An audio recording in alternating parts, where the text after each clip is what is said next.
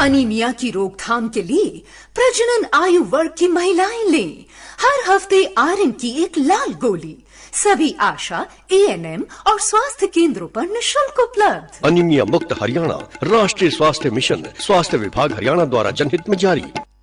अरे वाह, पुराना सोना कितना शुद्ध होता था ना दादी। सोना आज भी शुद्ध है, उस पर अगर हॉलमार्क अंकित है। आप भी ध्यान रखें, सोना हमेशा BIS प्रमाणित ज्वेलर से ही लें। बिल अवश्य लें और जांच लें कि बिल पर अंकित और आभूषण पर अंकित शुद्धता समान है। अधिक जानकारी के लिए लॉग ऑन करें BIS.gov.in पर। नमस्कार, आकाशवाणी चंडीगढ़ से प्रादेशिक समाचारों के साथ मैं निधि मुंजाल। पहले इस बुलेटिन के मुख्य समाचार। प्रधानमंत्री ने लोगों से भारत को स्वच्छ रखने तथा प्लास्टिक की जगह कपड़े के थैले प्रयोग करने का प्रण लेने का आह्वान किया। आज आकाशवाणी के कार्यक्रम मन की बात में प्रधानमंत्री ने बताया कि ई-संजीवनी ऐप पर 10 करोड़ से अधिक मरीजों ने इलाज के लिए परामर्श लिए हैं। हरियाणा के मुख्यमंत्री मनोहर लाल ने कहा कि प्रधानमंत्री ने मन की बात कार्यक्रम में हमेशा सामाजिक मुद्दे उठाए हैं और हरियाणा के नूंह जिले में 28 फरवरी तक इंटरनेट सेवाएं अस्थायी रूप से बंद कर दी गई हैं। अब समाचार विस्तार से। प्रधानमंत्री ने लोगों से अपील की कि भारत को स्वच्छ रखने तथा प्लास्टिक बैग की जगह कपड़े के थैले प्रयोग किए जाएं। आकाशवाणी के कार्यक्रम मन की बात की 98वीं कड़ी में देश को संबोधित करते हुए श्री मोदी ने कहा कि स्वच्छ भारत अभियान ने जन भागीदारी के मायने ही बदल कर रख दिए हैं। हरियाणा स्थित दलहेड़ी गांव में नौजवानों द्वारा चलाए गए स्वच्छता अभियान का जिक्र करते हुए उन्होंने कहा, हरियाणा के युवाओं के एक स्वच्छता अभियान पर हरियाणा में गांव है दुल्हेड़ी। यहां के युवाओं ने तय किया हमें भिवानी शहर को स्वच्छता के मामले में एक मिसाल बनाना है। उन्होंने युवा स्वच्छता एवं जन सेवा समिति नाम से एक संगठन बनाया। इस समिति से जुड़े युवा सुबह 4 बजे भिवानी पहुंच जाते हैं। शहर के अलग अलग स्थलों पर ये मिलकर सफाई अभियान चलाते हैं। ये लोग अब तक शहर के अलग अलग इलाकों से कई टन कूड़ा साफ कर चुके हैं। उन्होंने कहा कि वेस्ट टू वेल्थ भी स्वच्छ अभियान का एक अहम हिस्सा है। उन्होंने उड़ीसा के केंद्रपाड़ा जिले से कमला मोहराना का उदाहरण दिया, जो एक स्वयं सहायता समूह चलाते हैं। इस समूह की महिलाएं टोकरी व मोबाइल स्टैंड जैसी वस्तुएं दूध के पाउच व अन्य प्लास्टिक पैकिंग सामग्री से बनाती हैं। श्री मोदी ने कहा कि इससे समूह से जुड़ी महिलाओं की अच्छी आमदनी हो रही है और स्वच्छता भी बढ़ रही है। प्रधानमंत्री ने इस बात पर प्रसन्नता व्यक्त की कि ई-संजीवनी ऐप पर इलाज के लिए परामर्श मांगने वालों की संख्या 10 करोड़ से पार हो गई है। श्री मोदी ने इसे एक बड़ी उपलब्धि बताया। ई-संजीवनी ऐप के माध्यम से लोग वीडियो कॉन्फ्रेंस के जरिए डॉक्टरों से परामर्श कर सकते हैं। प्रधानमंत्री ने कहा कि डिजिटल इंडिया शक्ति आज देश के प्रत्येक कोने में देखी जा सकती है। डिजिटल इंडिया को घर घर तक पहुंचाने में कई ऐप की भूमिका महत्वपूर्ण रही है। श्री मोदी ने कहा कि ई-संजीवनी ऐप कोविड के दौरान लोगों के लिए वरदान साबित हुआ है। प्रधानमंत्री ने डिजिटल भुगतान के लिए यूपीआई की सक्षमता पर गर्व प्रकट किया और कहा कि भारत के यूपीआई की ताकत भी आप जानते ही हैं। दुनिया के कितने ही देश इसकी तरफ आकर्षित हैं। कुछ दिन पहले ही भारत और सिंगापुर के बीच यूपीआई पे नाउ लिंक लॉन्च किया गया। अब सिंगापुर और भारत के लोग अपने मोबाइल फोन से उसी तरह पैसे ट्रांसफर कर रहे हैं जैसे वे अपने अपने देश के अंदर करते हैं। मुझे खुशी है कि लोगों ने इसका लाभ उठाना शुरू कर दिया है। भारत का ई-संजीवनी ऐप हो या फिर यूपीआई, ये ईज ऑफ लिविंग को बढ़ाने में बहुत मददगार साबित हुए हैं।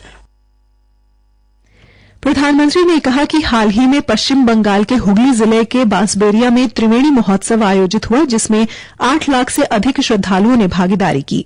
श्री मोदी ने इसे एक विशेष अवसर बताया क्योंकि ये उत्सव लगभग 700 वर्ष बाद फिर से शुरू हो गया है। उन्होंने कहा कि इस महोत्सव की परंपरा हजारों वर्ष पुरानी है, लेकिन दुर्भाग्यवश 700 वर्ष पहले इसमें ठहराव आ गया था।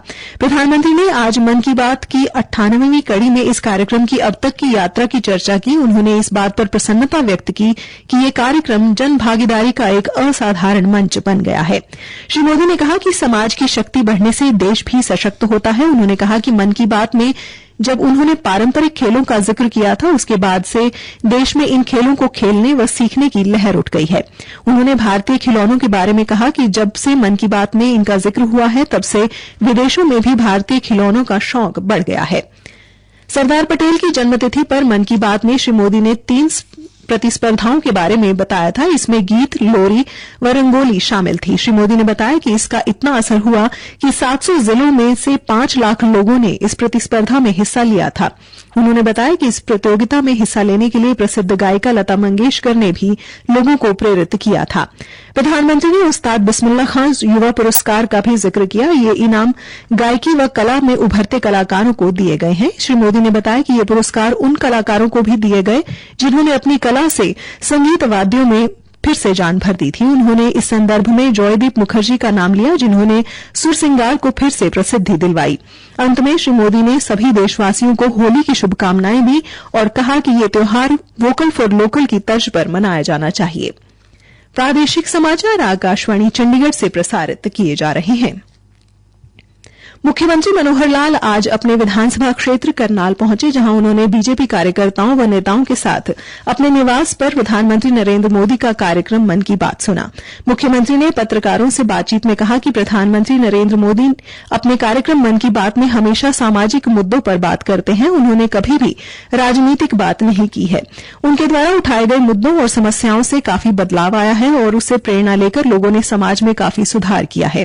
कार्यक्रम की 100वीं कड़ी में भी वे इसी प्रकार समाज के लिए प्रेरणादायी बातें करेंगे। हरियाणा के मुख्यमंत्री मनोहर लाल ने करनाल में लोगों की समस्याओं को सुना और मौके पर ही उनके निदान के लिए आदेश दिए। लोगों की समस्याओं को सीधा सुनने की मुख्यमंत्री की पहल का लोग स्वागत कर रहे हैं। वे इस बात से संतुष्ट नजर आए कि मुख्यमंत्री स्वयं उच्च अधिकारियों के साथ बैठकर समस्याओं को सुन रहे हैं और मौके पर ही उनका समाधान कर रहे हैं। मुख्यमंत्री ने कहा कि प्रदेश की जनता उनका परिवार है और लोगों की समस्याओं को सुनना ये एक अनूठा प्रयोग है। इससे पहले रोहतक, सिरसा, सोनीपत व कुरुक्षेत्र जिलों में भी जनसंवाद कार्यक्रम आयोजित किए जा चुके हैं। हरियाणा सरकार ने तुरंत प्रभाव से जिला नूंह में इंटरनेट सेवाओं को अस्थायी रूप से बंद करने के आदेश जारी किए हैं। 28 फरवरी रात्रि 12 बजे तक इंटरनेट सेवाएं और सभी बैंकिंग व मोबाइल रिचार्ज को छोड़कर एसएमएस सेवाओं तथा वॉइस कॉल को छोड़कर मोबाइल नेटवर्क पर दी जाने वाली सभी डोंगल सेवाएं अस्थायी रूप से बंद रहेंगी। सरकारी प्रवक्ता ने जानकारी देते हुए बताया कि जिला नूंह में वर्तमान स्थिति के मद्देनजर सांप्रदायिक तनाव व सामाजिक शांति भंग होने की संभावना को देखते हुए एसएमएस और विभिन्न सोशल मीडिया प्लेटफॉर्मों जैसे व्हाट्सएप, फेसबुक, ट्विटर आदि के माध्यम से दुष्प्रचार व अफवाहों के प्रसार को रोकने के लिए इंटरनेट सेवाओं को 3 दिनों के लिए बंद करने का निर्णय लिया गया है। G20 के एंटी करप्शन वर्किंग ग्रुप की 1 से 4 मार्च तक होने वाली बैठक की मेजबानी को लेकर साइबर सिटी गुरुग्राम में उत्साह नजर आने लगा है। इसी कड़ी में गुरुग्राम जिला प्रशासन द्वारा आज सुबह रन फॉर G20 व राहगिरी कार्यक्रम का आयोजन किया गया। अंत में मुख्य समाचार एक बार फिर। प्रधानमंत्री ने लोगों से भारत को स्वच्छ रखने तथा प्लास्टिक की जगह कपड़े के थैले प्रयोग करने का प्रण लेने का आह्वान किया। आज आकाशवाणी के कार्यक्रम मन की बात में प्रधानमंत्री ने बताया कि ई संजीवनी ऐप पर 10 करोड़ से अधिक मरीजों ने इलाज के लिए परामर्श लिए हैं। और हरियाणा के मुख्यमंत्री मनोहर लाल ने कहा कि प्रधानमंत्री ने मन की बात कार्यक्रम में हमेशा सामाजिक मुद्दे उठाए हैं। इसी के साथ ये समाचार बुलेटिन समाप्त हुआ। चल पड़े हैं गाँव, चल पड़ा इंडिया। आओ तुम्हें एक बात बताएं, सुखिया दुखिया का हाल सुनाएं।